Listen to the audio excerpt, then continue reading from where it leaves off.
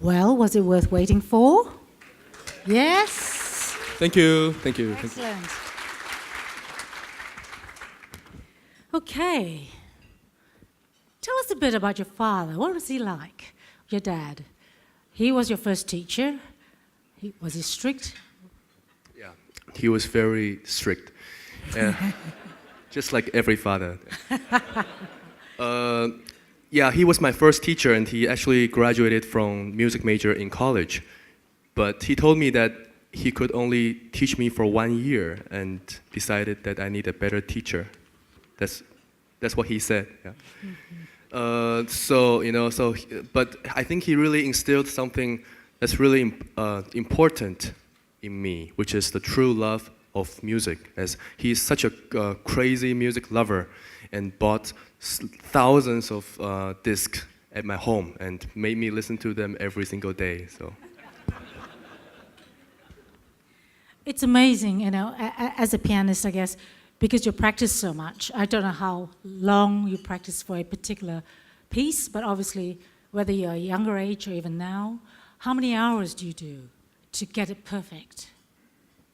It's hard to get perfect, but I try to do do more than 6 hours if I'm at home. Yeah. Okay, 6 hours. Yeah. Like honestly, for me, sometimes practicing isn't only about getting the right notes or playing the best interpretations, but it's just about listening to the music to make it speak for itself and let the music truly speak to the audience and also to the performer. So that's kind of the mindset that I think about when I practice. All right. I've also heard recently you've become the Hong Kong resident via the Hong Kong SAR government's Quality Migrant Scheme. Am I right? So could you share with us how did you come up with making that decision to make that application, and how do you plan to make use of Hong Kong platform to develop your career among international audiences? I actually fell in love with this city since when I performed in one of the performances celebrating the 10th anniversary of the Hong Kong Special Administrative Region when I was 10 years old at the Hong Kong Coliseum. And after that, I was wondering how I could be part of this Hong Kong community. And then some friend introduced this Quality Migrant Scheme to me.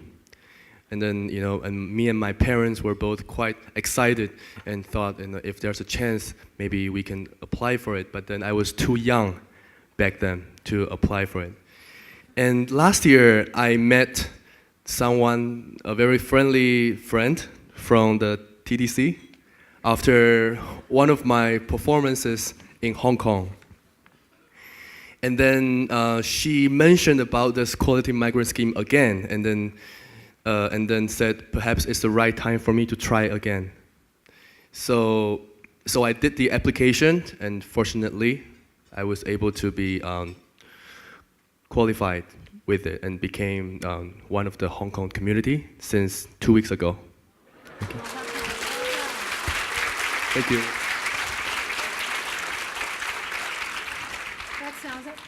That sounds absolutely amazing. It certainly provides an excellent opportunity for talents to come to Hong Kong. Yeah, I would recommend this to anyone. There we go. Anyone out there?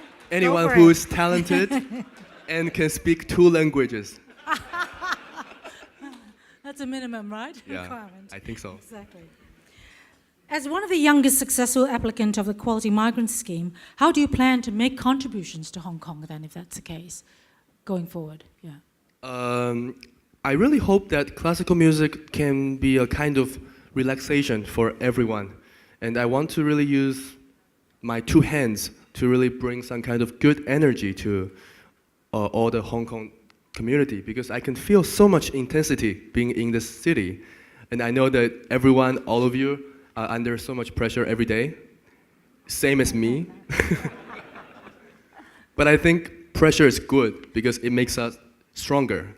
And I want to share that message in my playing, as well as the good and uplifting energy, and really hope everyone can fall in love more and more with classical music. And perhaps in the future, if there's a chance, I want to write a song for the city of Hong Kong, as I've learned composition during my college years, and I really love composing. Very good. Thank you, thank you, thank you. He's not only a talented pianist, he's also a yoga of music, right? That's what it is. Yoga of music is what you're hoping to contribute. Yep. Excellent. Now, this is from the crowd. After all these years of piano performance, what is the most important thing you would tell any young pianist that aspires to be a professional performer? I would say that love what you do is the most important. Not only to be a musician, but in terms of any kind of profession. Because honestly, as I always tell people, if you don't love what you do, you can be forced to do it all your life. Only the love and passion and persistence can make you being a very successful person in terms of what you do.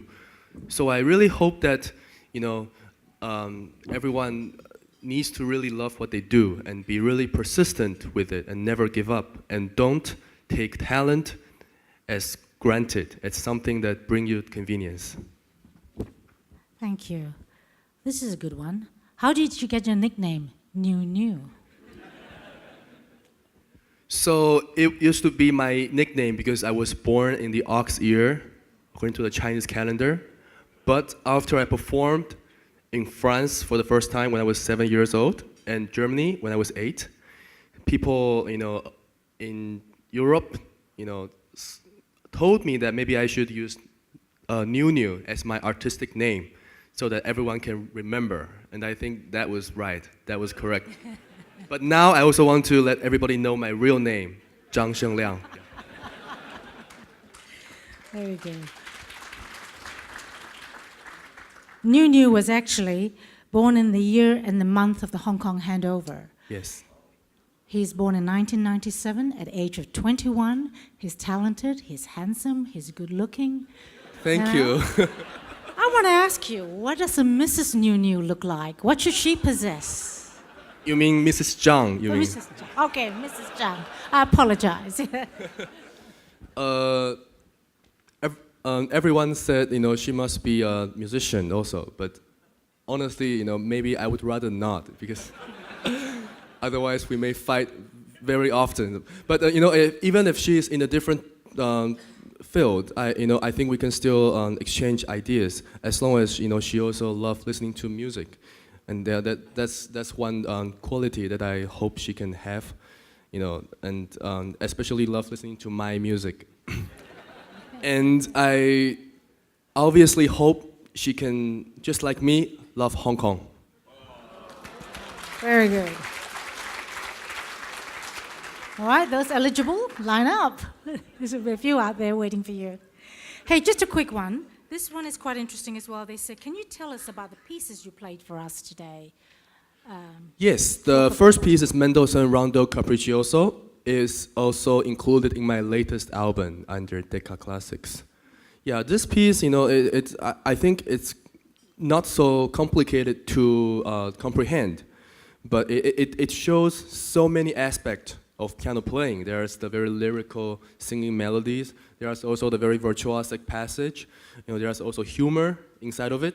So I think this can really be like a door to open for anyone who don't even know anything about classical music. Yeah. And the second piece is the Chopin Etude, number 12. And I recorded the entire Chopin Etude, 27 etudes, when I was 12 years old under EMI Classics. But after that, I don't really play the set of etudes very often, but it's kind of like rooted inside of me. And every time I play this etude, I can feel, the kind of passion that Chopin wants to bring out through this piece, the passion toward the country, the passion toward music, and toward people. Yeah, so that's kind of the feeling that I had. And the last piece, the Flight of the Bumblebee, it's a piece that I sometimes play as an encore, because that's something that's quite magical in piano, is that it can kind of simulate the sound of other things. For example, the bee, the Bumblebee, like a very kind of messy but yet very tightly bound together feeling, the kind of sound through this piece. Yeah, so I sometimes play as an encore. Yeah, so that's why I played this for all of you today. Yeah. Thank you. You've been playing since you were 3. Yep. Were there times that you want to say, hey, I've had enough, I want to do something different? Of course. I'm just normal human being. Good to see. Yeah, there was a short period of time, maybe a few days, when I really wanted to give up. And I want to mention that my mother played a really important role here, as she told me that she gave the choice to me. If I want to give up, like she wants me to think deeply for maybe 3 days. If I want to give up, that's totally fine, but I cannot regret ever again. And I actually thought about it for 3 days. I didn't touch the piano at all, which was a miracle during that time. And after 3 days, I went to my mother and said, I want to continue. So I think it's very difficult to say why I really wanted to continue, because I was maybe just around 8 or 9 years old. But I think it's this very rich musical environment that my parents have created for me. This very deep tie with music that that somehow kind of really links me together with it. I really truly believe in this fate. It's this very deep tie. It's just like my tie with Hong Kong. Like how I'm born in the same month, and now I'm back to here again as one of its community. Yeah. Full circle karma, isn't it, as they say? Yeah, it's like yeah. Yeah. Look, this question actually comes from Australia. It's to do with related ballet. If you were to collaborate with a ballet company, anyone around the world for that matter, who will it be? What ballet piece would you play, and why? You mean if I'm going to If you are going to accompany yeah. for a ballet? Oh, that's very interesting. Perhaps. Is there a favorite piece, perhaps? Perhaps Nutcracker.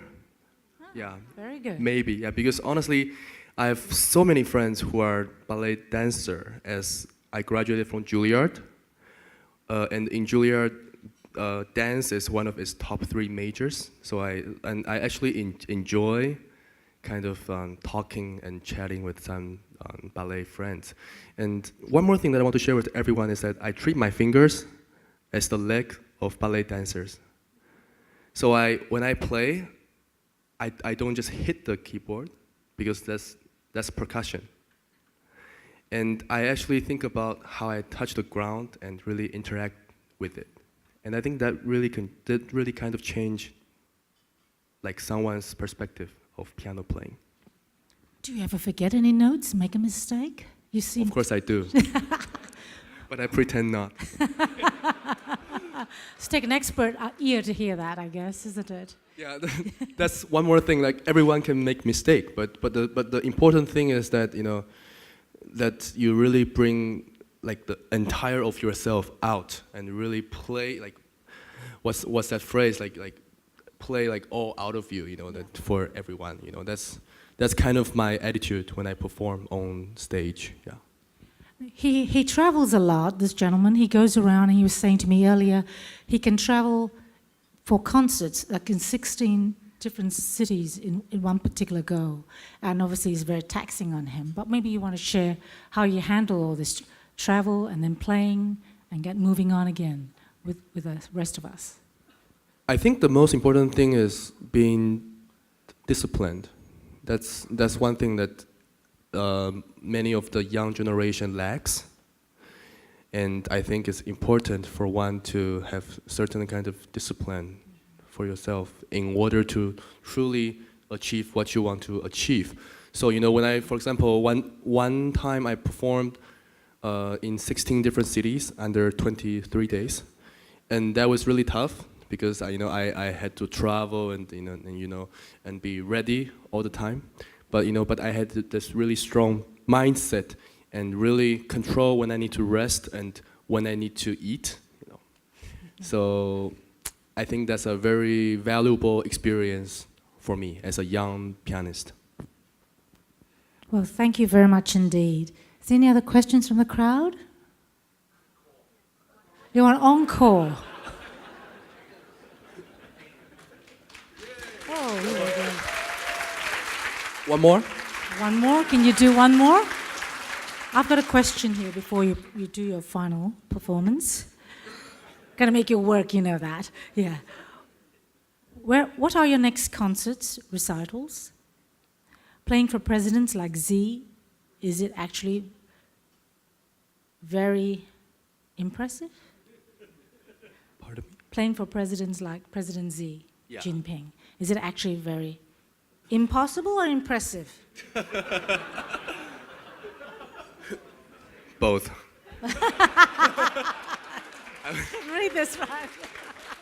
Yeah, that was really like, even until today, that was the closest distance I've got with him, and then usually you don't have that kind of people in your audience, but that was really memorable, yeah, for me. Oh, fantastic. Well, it's certainly in his DNA.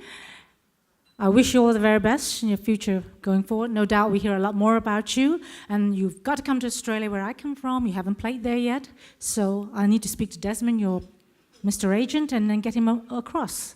Please do. Yeah, we'll do that. All right, so the stage is yours, and thank you very much for sharing your time with us today. Thank you.